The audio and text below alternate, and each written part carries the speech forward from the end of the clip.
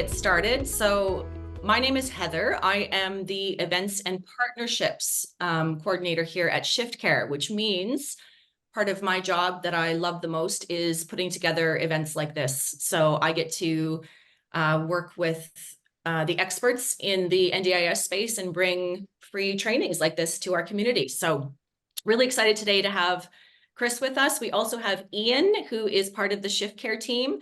Ian, you won't see much of in this webinar, but he will be here for the Q&A as well to answer any questions specific to ShiftCare and possibly, add to what Chris has to say, because Ian's knowledge of the NDIS space is vast as well. And the presenter, our expert presenter that we have today, we are very honored to have Chris Hall. He is the founder of Peak Provider, which is an NDIS consultant business. Chris is an expert in all things sales and marketing in NDIS, in the NDIS space. He is worked with hundreds of providers across Australia, many of the top 25 in Australia. So we're very pleased to have him here today sharing his expertise. He is a passionate educator, and he's very committed to the disability sector and lifting the standard within the NDIS space. So Chris has a lot of experience, not just through consulting, but he has worked as a managing director of SIL provider in Wollongong. And he's also now the proud owner of his own provider business in the Central Coast, New South Wales. Yep. Yeah, so without further ado, I'm just going to pass it over to Chris to kick us off and get started. There's lots of amazing information, so get your notepads out, get stuff ready, and yeah, let's go, Chris. Fantastic. Thank you, Heather, and thank you, Ian, as well. Welcome, everyone. It's a pleasure to connect with you via the webinar today. What I'm going to do is we're going to go into 3 key agenda points, but to set the scene, I'd like to establish what I see as the top 7 pitfalls of being an NDIS provider. So this is kind of coming from a sales and marketing point of view. So like my background before the NDIS very much was in a more corporate sales and marketing environment. I've been a business coach for 13 years now, and also had a background in IT. So like my brain kind of sees all these dots that need to be connected. And I feel like, you've got classical cliche things that can happen where, the sales team doesn't speak to the marketing team, or you haven't got the right systems to support the process, etc. And throughout the 20 plus years of my career, I've basically got this mind map now where I see very consistent patterns for providers across Australia. So what are those so that we can create a bit of relatability? First of all, ideal customer profiles are typically not defined. So we are going to talk about what those mean today at a high level, but to give you an idea, we want to go into the psychology of who our participant is, the mum, the dad, the places that they're coming from. Are they coming from hospital discharge? Are they coming from, certain other previous schemes, etc.? And we need to understand their pain points, the benefits that they're looking for, and the kind of objectives. Because when we get into the psychology of wants, needs, fears, desires, etc., and where they come from, then that really helps us carve out a persona of who our person is. And Heather works in marketing as well and really gets this. If we can't speak to the average, the who-ness of that person, then we're not going to attract that person into our business. There's also a typical reliance on inbound leads. So I'll kind of call it out now. It's a very common journey that for smaller providers, this can often be their first business. So it could be that you were in allied health before, maybe you were a support worker, you want to go into this and give it a go. But because of that, what it means is that, sometimes it can be, okay, I'll get my logo done, I'll do the website, I'll do those kind of things. But then we could think, oh, well, where are the leads, right? And we could do some advertising then. And that might be on Facebook or Google. And then some things come in.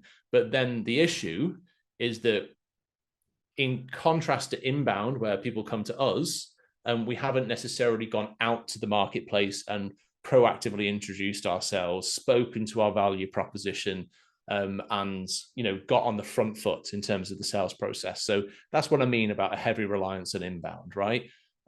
So again, we'll break that apart later on. Meaningful sales targets are typically not established. So we can maybe sometimes come up with an annual number. I want to make $1 million. Okay, but how? What does that mean in year 1? How many community participants do you sign up? How many sole participants? How many personal care activities? How many therapies? You can actually mathematically quantify in each month of the financial year how many people you need to sign up to make it towards your first year's target, for example. And the way that revenue works is that as you go throughout the financial year, you decreasingly have a certain number of months to bill a person. So in July, you got July plus the rest of the year. But then come June, you've only got a month to bill a person. So all this level of analytics really has an impact on the way that you can project the revenue growth.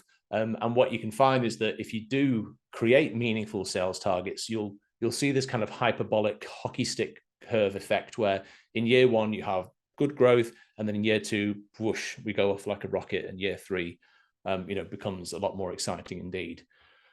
CRMs don't exist or are not being used. I've done work with very large providers, and what I've noticed time and time again is that they may well have a customer relationship management software in place, and that's what a CRM is, but they haven't actually configured it. It's just like a dumping ground for contacts, a dumping ground for maybe a couple of functions, but they're not leveraging its potential.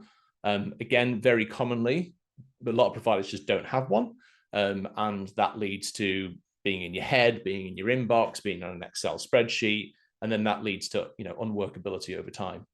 Chris, yeah. Sorry, someone just said they can't see the slides. Oh, really? Okay. You guys see them? Oh, you can see them now? Okay, great. Sorry to interrupt you. You're okay. No problem. No problem. Great. Let us know if anyone can't. So, and then the next thing is that people don't have a dedicated salesperson. So I use the term salesperson. You might prefer the term intake team or something. But the point is that if you're the owner, or if you've got a team that's also writing care plans, also doing risk assessments, those operational tasks take people away from just proactively, consistently picking up the phone and getting to know every single support coordinator in your area. Poor digital presence, that's often a surprise. We can often think, oh yeah, I'm doing all right. We got some traffic, we got some reviews. But when you do a comparison to, say, your top 5 competitors in your area, you can see that there's a big opportunity to improve on web traffic, social media, in terms of number of platforms that you're on, and also the regularity and quality of your posts, etc. So it's worth doing a competitor analysis. And then finally, there's typically no sales or marketing strategy defined. So I mean a document that would be 120 pages long, 60 pages of sales, 60 pages of marketing, and those two things support each other. And we've documented and defined all of the functions that we want to have firing off in the CRM, et cetera, et cetera, et cetera. Now, all of that might sound like a lot, but when you do go ahead and address these pitfalls, that's when you put your business on the pathway for growth. That's very much what I do events on and also consult about. But I hope that I can give you some insight today as to how you can really tap into the basics of finding and attracting participants. So yeah, by the way, just as a fun activity, just put it in the chat box now. How many of the top 7 pitfalls would you say apply to you? Just give me a number, chuck it in the chat box, and we might have a look at that later on. So in terms of agenda for today, we've got 3 things to cover. Number 1, choosing service areas. That might sound obvious, but there's some wisdom into the precise nature and the niches that we can tap into, because often we're spreading ourselves too thin. That's definitely a pattern that I see. Next, outbound prospecting. What outbound prospecting means is getting on the front foot, picking up the phone, doing the sales process, right? And then thirdly, what's a unique value proposition in terms of how we convey our value to the marketplace. So those are the things we're going to go through. So without further ado, let's get into that. So first of all, choosing service areas. Whenever you're thinking about where you're going to service, we need to recognize that there's logistics involved and there's an end-to-end cycle in terms of sales, marketing, bringing people in, servicing them, sending support workers to shifts, etc.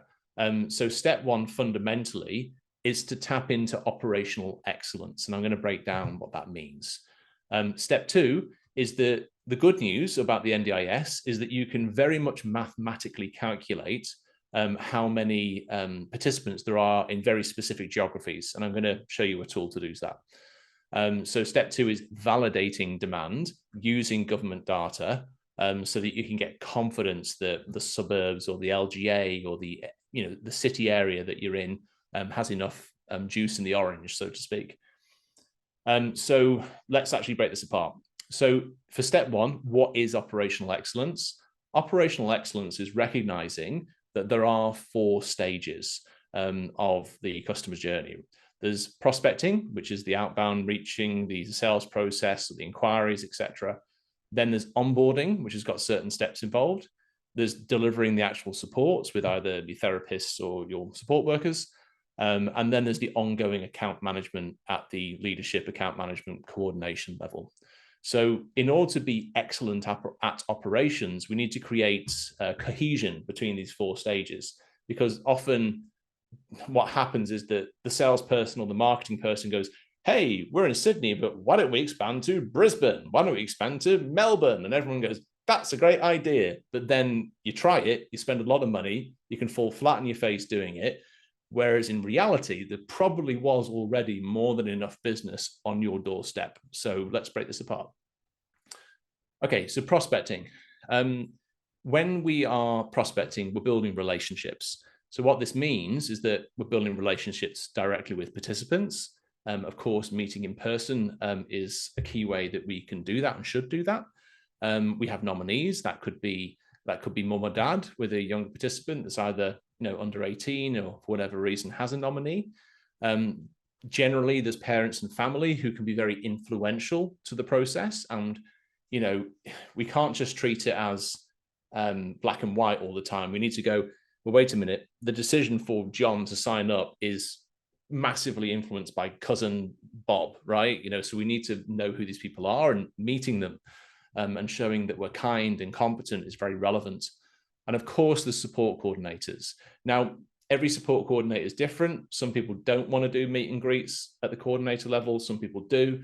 But even just being able to offer that is crucial to the attraction phase of, bringing in new participants to your business. So those are the types of things that are relevant in that stage. Next, when it comes to onboarding, there might well be different people in your team doing certain steps. So if you've got like the salesperson or the intake person, then maybe it's you as the manager or a services manager that does other tasks such as risk assessments and the development of care plans or support plans, whatever you call them, and indeed rostering planning. All of these things, some of them involve physically going around, of course, to your participant's house. Ideally, you should be doing risk assessments on the physical environment. You should be looking at all the allied health reports and best practice. And the NDIS practice standards says that you need to actually genuinely develop your plans in collaboration with stakeholders. So we cannot forget that visiting the physical properties of our participants is highly relevant in this stage too. Support delivery, of course, that's our workers or our therapists going out, to do things, but they've got a limit to how far they're going to travel. So if you pay your support workers, say, $40 an hour at whatever SHADS award level, etc., they're probably only willing to travel a shorter distance. So as well as the short distance of, say, 30 minutes, you've got to then think, well, when I'm thinking about my ideal customer profile, how many hours a week do I want to do in order to bring someone on as a participant?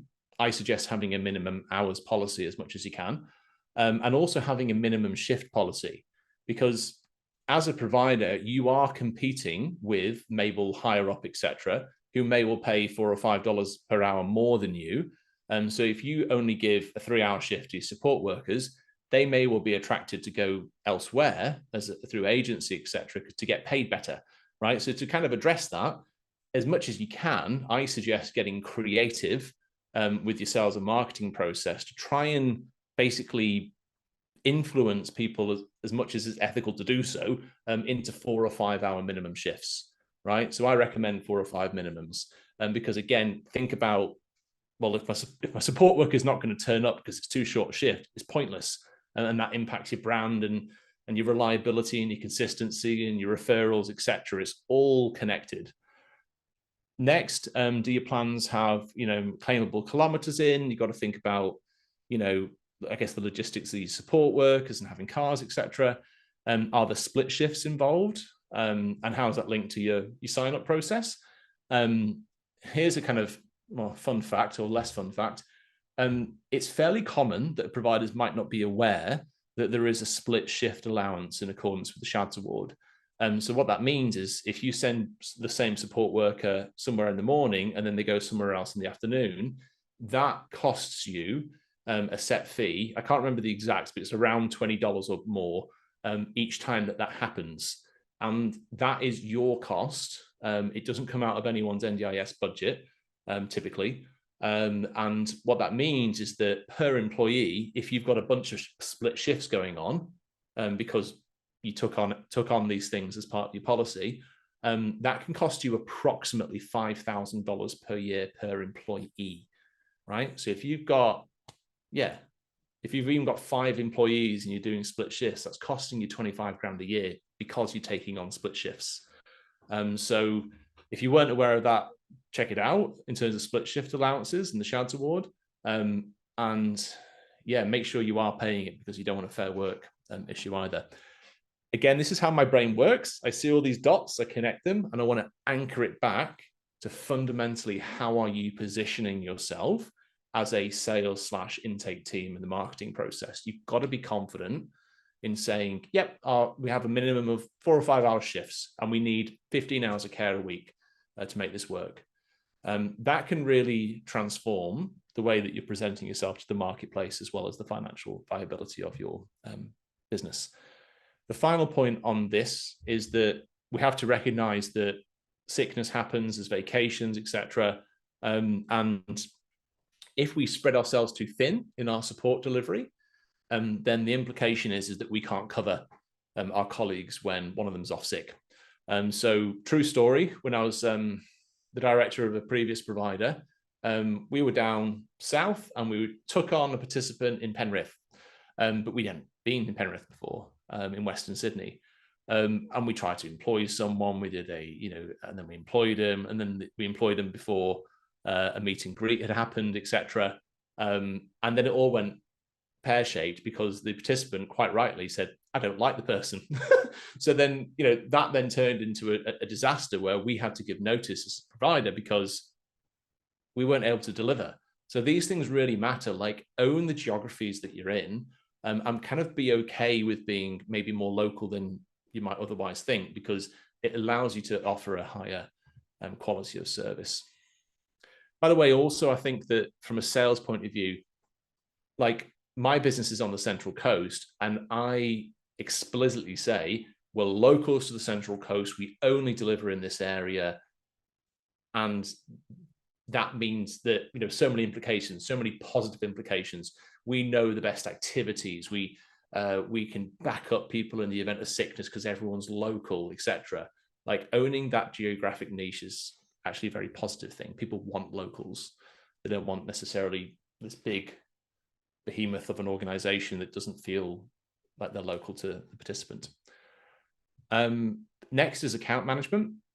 That, of course, could be various people in your organization doing this, but you need to reflect where, if you have an office, where is HQ?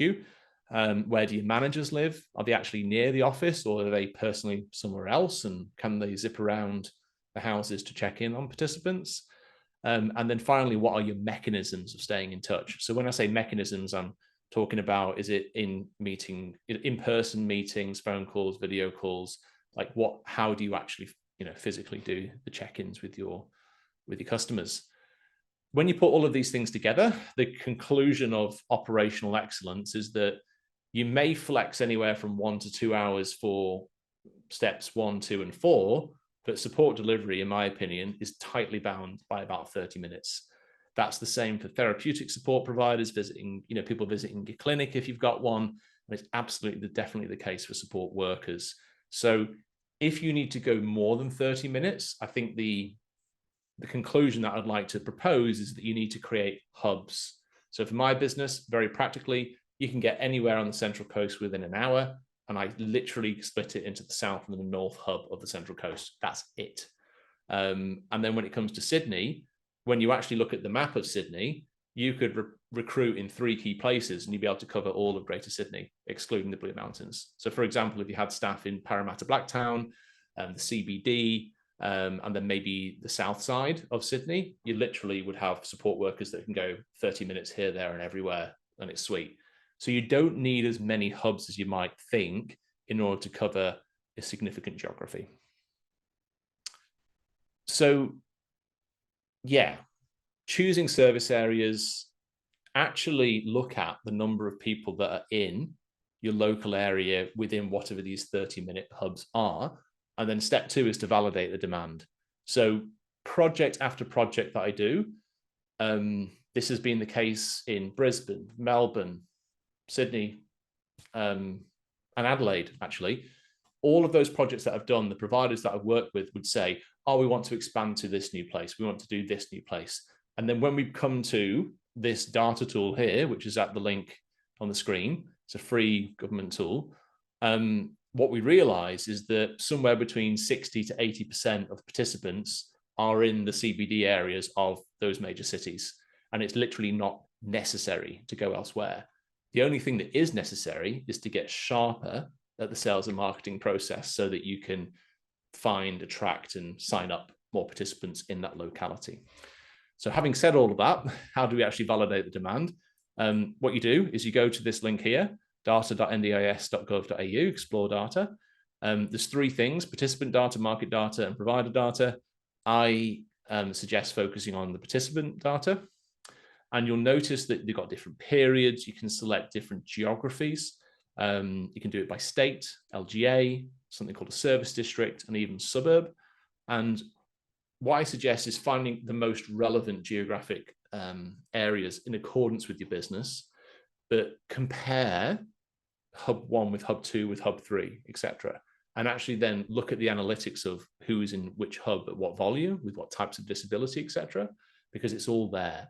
And the one big tip I can give you is, true story, once ran a business that was in a specific regional town, and then we compared that regional town with the city next door, and we saw, as you would expect, that there were literally 2.5 times the number of participants 20 minutes up the road. And all we need to do is just to start saying, yeah, we serve there too. And we've all of a sudden tripled the number of participant demand. So it's very relevant to compare hubs and also to compare the towns literally on the outskirts, because it might open up your mind in terms of the demand. So let me show you some examples from this data tool. If we look at cerebral palsy in the Central Coast, we can notice some interesting trends when you pull out the data by disability. In this example here, we can notice the dollar difference according to age brackets, which can be insightful if you're, first of all, if you want to target a particular age group because that's your speciality, then that's very relevant to know the average value of the customer in corporate terms, right? But also if your business is in it for the long game, then you want to know that there's decreases and increases as people age and stay with you over time. So that's one way we can use the tool. We look at an example of intellectual disability. We can notice an interesting pattern where you go, oh gosh, look at that. There's a distinct increase in support as someone with an intellectual disability ages. So on the first take look at that, you might go, wow, that's from a business point of view, that's a compelling proposition because revenue is going to increase over time. But be careful, because you need to also map it against the number of participants that you see at each age bracket. And initially, it might show promise, but then unfortunately, because of the nature of aging and also the nature of various disabilities, people can have shortened lifespans. So, it's very sad, but again, it's the nature of the industry that we work in. So these are just 2 quick stories to show you how, analyzing specific disabilities is very relevant, especially when you compare dollars to age groups and the number of participants in that age group in the geographies that you work in. One quick note on autism. Autism is right up there as a high volume in all geographies, but it tends to be higher amongst under 18s. And when you're under 18 with autism, unless it's a higher needs case, it tends to be focused on occupational and speech therapy and perhaps psychology as well, but it might not be about support workers. So it depends on your business model. Bit of a side note there.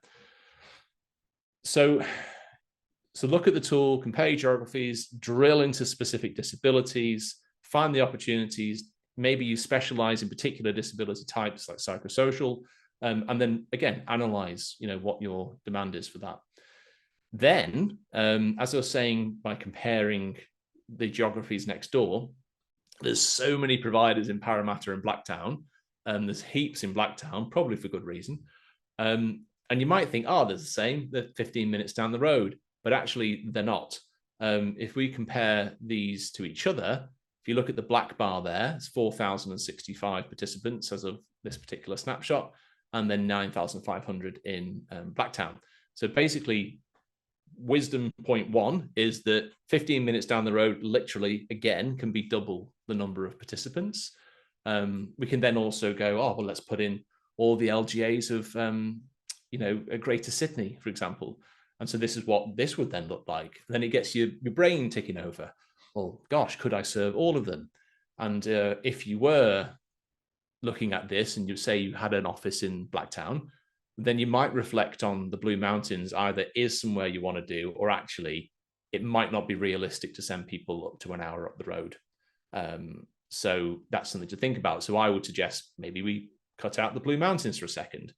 And when you zone in to, again, the speciality of the 30-minute, sweet spot, we can notice that we have these specific LGAs, basically. And when we go down to this level of analytics, we can say, my gosh, look at that. In theory, we could have one hub, a Western Sydney hub, and we'll be able to serve 1, 2, 3, 4, 5, 6, 7 LGAs. Not bad. So what does that mean in terms of numbers? Well, that's a graph, but then in the tool, you can also put it into digits. And what it means is, let's say we started off as thinking we're going to do Parramatta as 4,000 people. We've now 9x'd the number of participants to 37,000, which, by the way, is nearly like half of what's in the hour radius of Sydney, and it's all there, right? So again, I hope this kind of conveys the benefits of, gosh, in Sydney and other CBDs, more often than not, in the central areas, there's some sweet spot of a hub for your business where there's more than enough participants to serve. And once you kind of have that aha moment, that's when the light switches on and you go, gosh, do we need to just position ourselves as a Western Sydney specialist or a Central Coast specialist or a Adelaide CBD specialist, etc. So I hope, again, these stories and analytics are weaving how all of these operational dots and commercial and strategic dots should feed the way that you position yourself in sales and marketing, right? Okay. So we'll come to questions, by the way, afterwards. So let me get through parts 2 and 3. Part 2, outbound prospecting. So as I said before, typical reliance is on inbound. We think we can throw money at the problem with advertising, etc. And sometimes we might outsource to an agency. I don't want to bag all agencies, but there's a general problem with agencies. They more commonly don't actually understand the NDIS as an industry, and they'll work with a variety of people. As well as that, the agency kind of bell curve is that you'll get a wonderful return in the first 3 months where they put their best people onto your account to win you over and deliver great results. But then afterwards, they might just then dip off the return on investment as they just allocate their lower grade staff to you. So unfortunately, that is, I think, a universal trend to be aware of. Just bear in mind that agencies, may or may not have longevity to them, right? When people ask me, Chris, can you just do this for me? The answer is no, because what I am is I'm a sales and marketing strategist. So I do strategy, and then when I do projects with people, I implement the CRM, and then it's up to the provider to implement. Because once you tap into this type of strategy, you realize that, okay, it might be overwhelming initially in terms of tools and systems, etc. But once we get those in place, actually common sense starts to kick in, and it's just about executing the strategy. So again, for those of you that may be small or medium providers, don't relinquish responsibility for your marketing process solely to an agency. Really bring it all back in. And as the managers, as the founders, as the team, reflect on these types of things and come down to fundamental principles. And because then you kind of, from inside out, develop a much more comprehensive and cohesive strategy. So, okay, so yes, an example of outsourcing to advertising and agencies, that's a typical story for the inbound journey. Yeah, and also people can just expect people to like find them, right? But if you've not got high rankings in search and you haven't been around for long, then unfortunately the market is so swamped with not only more than 20,000 registered providers, but a bunch of unregistered providers too. So there's a lot of competition. You really have to differentiate yourself. So part of the solution to this is getting proactive and actually having a sales strategy that's supported by marketing. Ideally, this means allocating a dedicated sales/intake person to the job. Even if you can't afford to do that, my recommendation is to make 5 to 10 phone calls to new support coordinators on a daily basis, daily. And I know what it's like running a provision business. It gets hectic, it gets overwhelming. You got to do the risk assessments. And the point is that if you're trying to do it all yourself, operations is like a black hole. It's a vortex that sucks you in, and you got to do it because it's operational, or it's rostering related, or it's staffing related. That's always going to, if you're the one person doing it or a small team doing it, that's always going to, suck you in, right? So just be aware that getting proactive and actually making 5 to 10 phone calls a day, it either requires extreme discipline from yourself if you're going to do it, or ideally you just allocate someone to it, even if it's a part-time job, even at 2-3 days a week, part-time salesperson, whatever. Dedicating the resource really brings a lot of results. There's 2 ways that we can do this, and this is a gross simplification. Number 1, get lists of support coordinators. So back in the day, about 2 or 3 years ago, the NDIS used to release every 6 months, sometimes every quarter, lists of registered providers, and they would release that on the data download section as an Excel. It's getting increasingly hard to get that data dump, and if you can find it, every now and again it's as a PDF, and that PDF is like 450 pages long, and it's really hard to extract the information. But in, say, for example, March 2021, there was an Excel list that was, provided. I've got a copy of that, and I use it in my masterclasses. And that list, God bless it, is probably one of the most spam lists in the whole bloody industry. So you've all probably received a million emails from a million of people saying, buy this, buy that. Would you like to do this? Now, I do not suggest spamming that list, okay? Because A, it's against the law. There are anti-spam laws. And B, it's not going to get you a result generally, right? What you want to do instead is you want to say, that's public information that exists. I'm going to download it, even if it's 2 years old or 3 years old. I'm still going to use it because there's a good chance that 90% of those registered providers are still there. And what you can do on this list is you can look by the registration group and say support coordination. And then you go across to the right and you look, postcode. And then what you do is you link together the stuff we've talked about and said, I'm a Western Sydney provider. Look at that. Here's the postcodes for the Western Sydney, and there are my 300 support coordination businesses that I need to call. So basically, I break this down in a lot more detail in my masterclasses, but the point is, get a list of support coordinators at the company level, analyze it by postcodes and match it to your hubs of delivery, and upload that into your CRM or future CRM. And then you've got to work that list. It might take you 6 months to get through, but gosh, there's a lot of golden nuggets that you're going to find by doing so. The other way of doing it, which I think is a supplementary way, is to use what are called social selling tools. Now, social selling tools are where you can get these like Google Chrome extensions, they're called. And one example is called Hub Lead, and Hub Lead connects with HubSpot, the CRM. And as you can see on the screen here, what you do literally is you go to the search box and you go support coordinator, enter, and then you do filter locations, Central Coast, enter.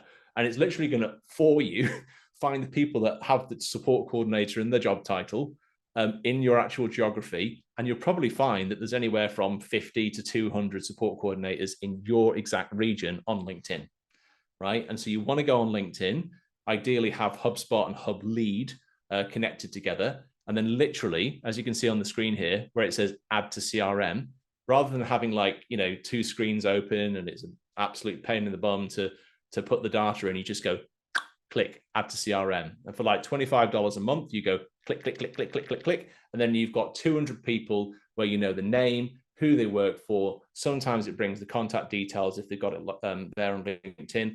And my gosh, is that a more effective method for getting through to people? Because then if I asked for Brian in this example, I'm going to get past the gatekeeper of reception. I'm going to be able to attack that with confidence. And I'm going to have more information for me to build context and convert more effectively as a salesperson / intake person.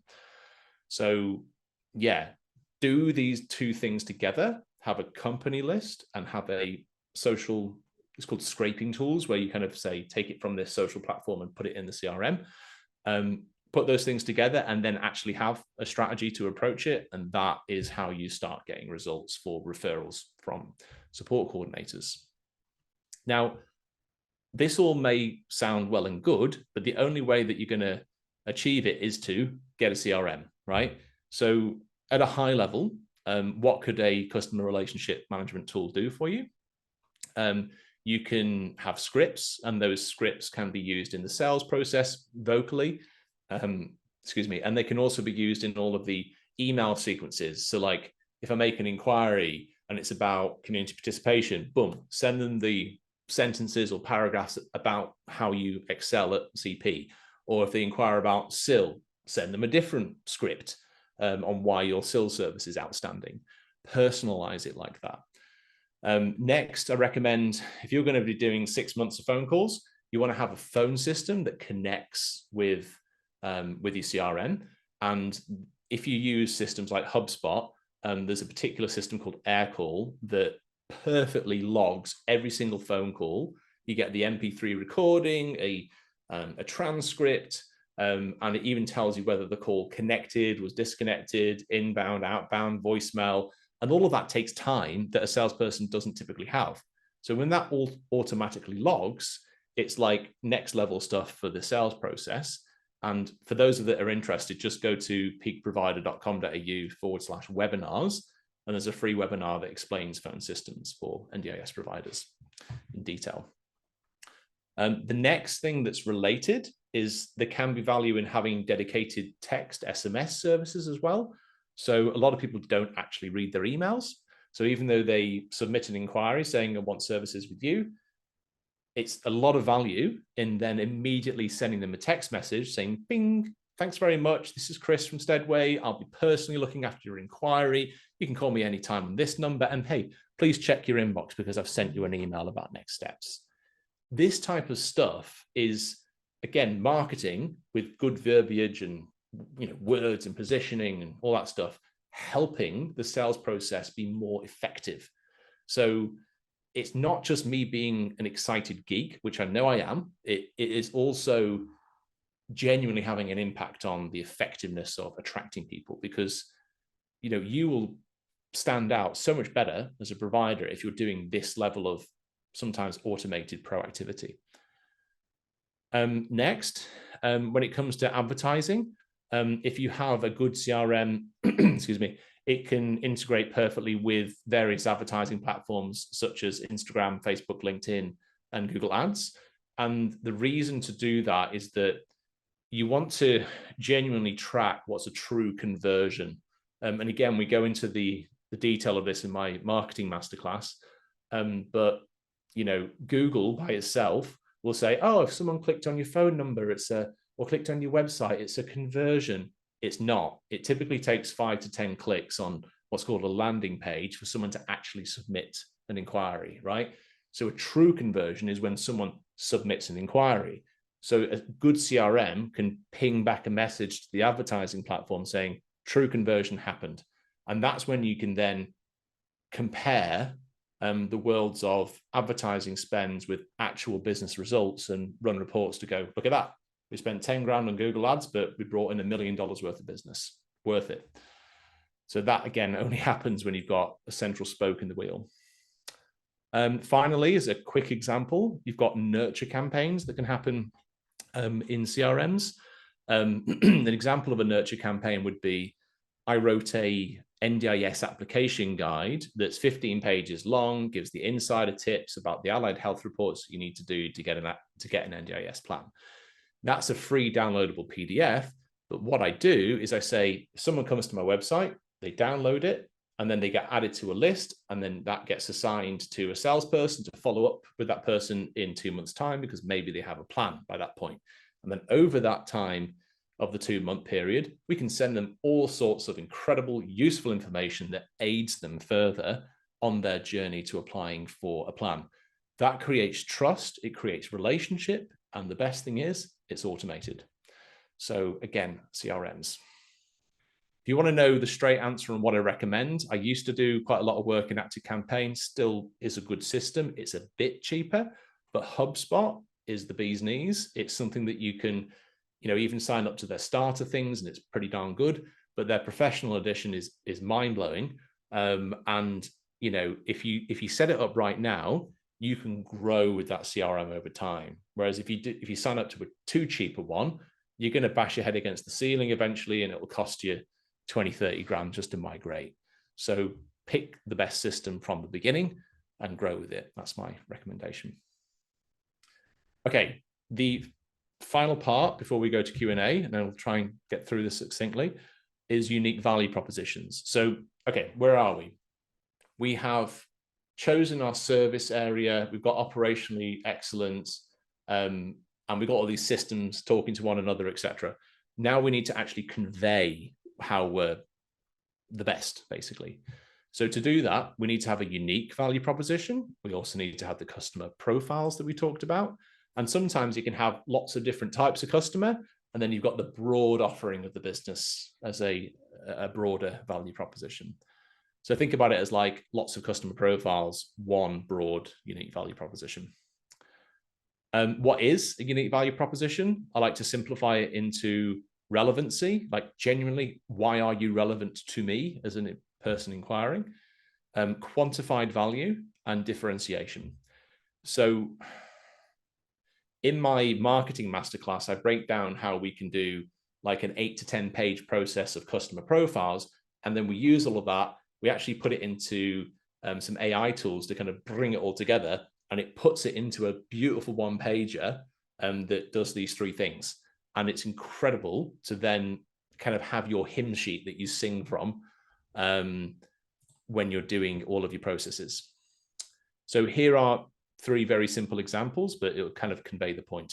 So for relevancy, let's imagine that you are a SIL provider, an ILO provider, you only work with young females who are aged this to that, and it's cognitive impairment, mental health, and complex physical health. That's a really good example of being super specific about gender, age, and 3 main categories of disability, right?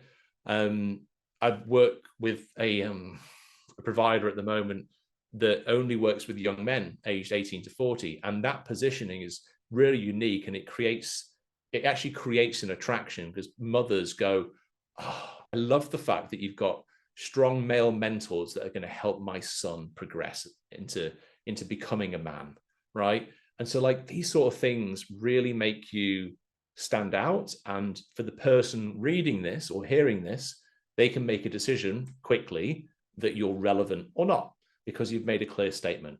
Whereas in contrast, if you say, oh, we do everything, then you're like every other provider, right? Everyone says, oh, we do everything, but everything is nothing. Quantified value. This is an example of saying, for example, promising support plans within a working week. Well, like, how do you actually do that? Maybe you've got some incredible referral form that, can populate support plans, and you've got a dedicated team that drafts them in 48 hours. Like, if you can demonstrate superior process, then you should convey that as it's quantified value because it's measurable. It's 1 week, or we respond to your inquiry within 24 hours. We can start your SIL occupancy within 6 to 8 weeks.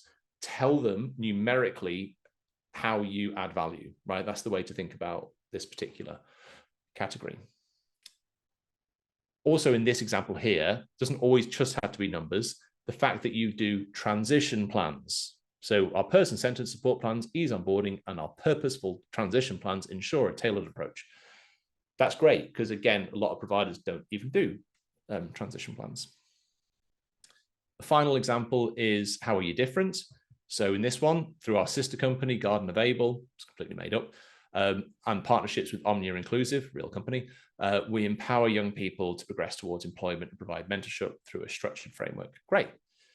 So that would be perfect for, obviously, participants looking for perhaps supported employment. So, you're being super clear on your niche there. And when you can combine lots of bullet points that fit under relevancy, lots of bullet points like this under quantified value, and then multiple under differentiation, then you've got an absolute killer of a one-pager as to why you are unique and how you add value. There's a whole process to this, and indeed we go through that in the marketing masterclass. So I think I'm doing pretty good. We've got 10 minutes to go. Perfect. So if you let's now open up to Q&A in a sec. The two kind of things that I'd like to offer you out of today's webinar, as well as the content, is that through partnership with ShiftCare, I collaborated with Heather to release this book that you see on the screen here called Mastering Differentiation. It's a free ebook. It's available via ShiftCare. And I believe Heather's going to be kind enough to put the link to that, I think, in the chat, and it will also be sent into the emails afterwards as well. But this book really just breaks it down into written form, so you can have a read, refresh your memory on that, etc. And that's a free resource. So highly recommend that if you haven't had a look at that already. And then secondarily, in terms of actually going into the true detailed process of how you do these types of things that we talked about today, I've got 2 events. I've got a sales masterclass exclusively looking at the NDIS. That's for providers that want to take the guesswork out of the sales process and convert/sign up more participants in a quicker period of time. And then the NDIS masterclass is all about a lot of the things we talked about today, plus a lot more, including digital marketing, etc. Attract, find, discover, and sign up more participants using the marketing process. My recommendation is that you go to both of these events, but if you're more interested in one, then again, I welcome that. They run usually every month or so, each one. So if you are interested in that, it'll be put in the chat box shortly. Yeah, on the emails afterwards too. But each one runs every 2 months. So they kind of alternate. And I highly recommend it. There's lots of Google reviews on the website if you want to check them out too. So I've probably been talking at a camera for long enough. Let's go to questions. Heather, what have we got coming in? Yes, we do have a few. Can you see the Q&A box? I can. Yeah, I can actually. Okay. Yeah. Do you want to start? So Yeah. Can you see Theodore's at the top there? Can, yeah. So how about hubs in more regional or smaller towns, e.g. Wollongong? All right. So Theodore, Wollongong was actually the story I was telling before. So in Illawarra, Shoalhaven, there were like 2,000-ish participants, but then in Wollongong, there was something like 2,500. So my simple answer to you is compare Wollongong plus surrounding geographies, and you might find that somewhere within a fairly close radius has a lot of participants. And then if need be, expand your hubs to future regions. But Wollongong's probably got a decent amount of opportunity. Pardon me. The next one is, we just got our NDIS approval. We were working before with plan managed and self-managed clients, but how are we able to serve all clients? How can we attract? Okay, so how do you attract agency managed, right? So agency managed is typically for SDA and SIL, primarily, can be for some others. SDA is a beast in itself, but so I will focus the answer on SIL. I think that you need to get really good at connecting with the hospital discharge system, because a lot of people can have SIL funding for the first time when they have a new disability and they're ready for discharge from hospital. And then it's also about really owning the speciality of disabilities that you work with, so that you can convey that to support coordinators. So in the example I talked about before, with a provider, it was specializing with young men with psychosocial and mental health. Perfect. But they're a SIL provider. So like, don't be afraid to niche. Yeah. And then have a think about your support ratios and how you want to spread the risk of 1-to-1, 1-to-2, etc. We can cover that in detail in the masterclass. It's a great question. Okay. Juanita, the government webpage, when you are saying active participants in the database, does this mean they are actively looking for providers or number of participants in general? Okay, so I believe active participants is about, do they have a current NDIS plan? That's the simple answer. So it's not active looking for someone, it's they have a plan. When calling, Natalie, when calling support coordinators, what are the main priority points you get across? Your proposition. You speak with passion, authenticity, and you have the dot points of your value proposition that we've given some examples of today. Don't be afraid of telling personal story too, and why, what the values are of your business. Someone else answered the same thing, asked the same thing, sorry. Sabine, can you provide a difference between sales and marketing? And sure. Sales process is the person actually following through on the sales and picking up the phone and dealing with the intake forms and speaking to people outbound, etc. Whereas marketing is thinking about the way that what language you put behind things, what social media posts you put behind things.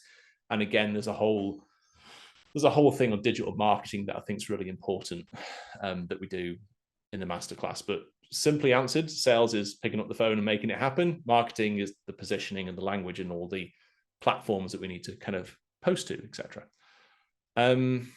Ray Charles Meyer, does the CRM include quotation tools that calculate hours that are based on budget and support? No. Great question.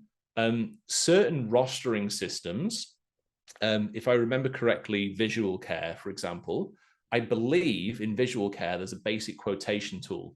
And what's cool about the quotation tool is it's actually the current price guide, the line item, the rate, the hours, and you can put it into a schedule of support as a quote. So there are advantages to that.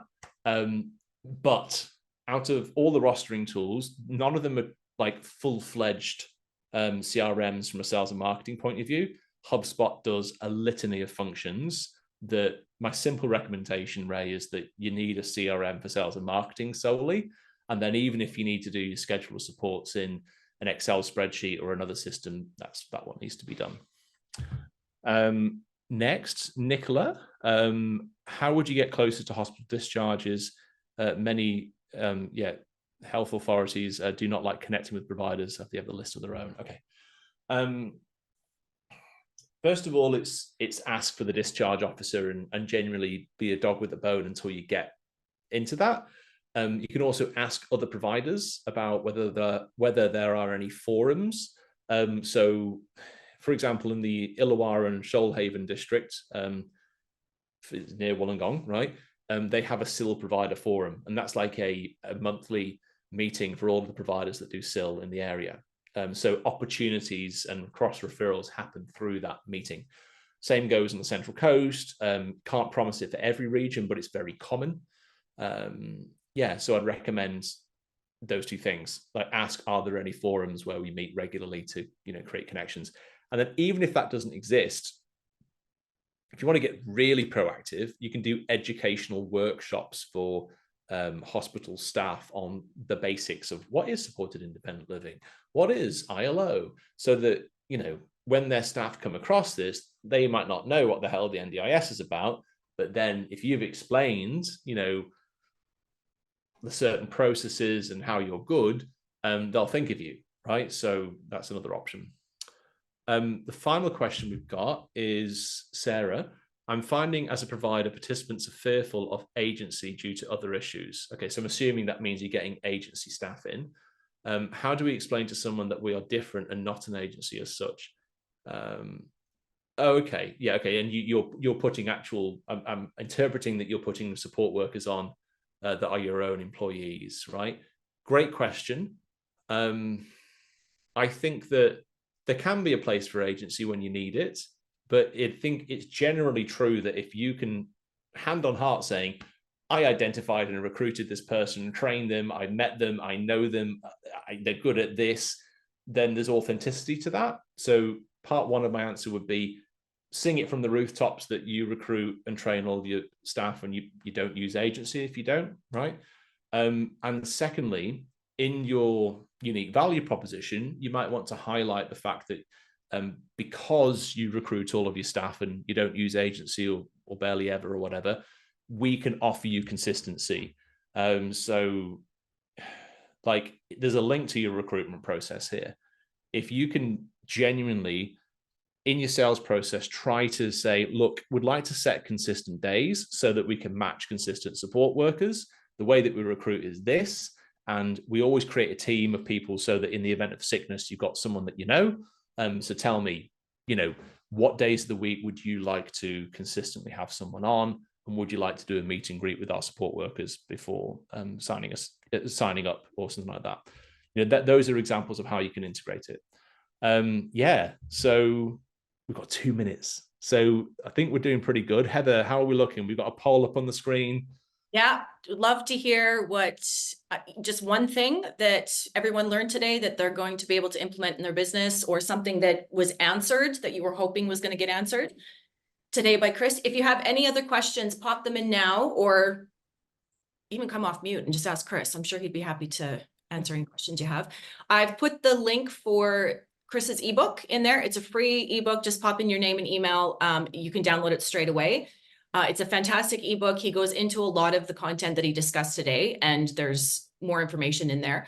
And as well as the links for the upcoming, for the classes with Chris, his master classes. If you sign up through these specific links, that will save you $100 off this. So make sure you click through those specific links, and it will apply at the checkout. Is that right? It does.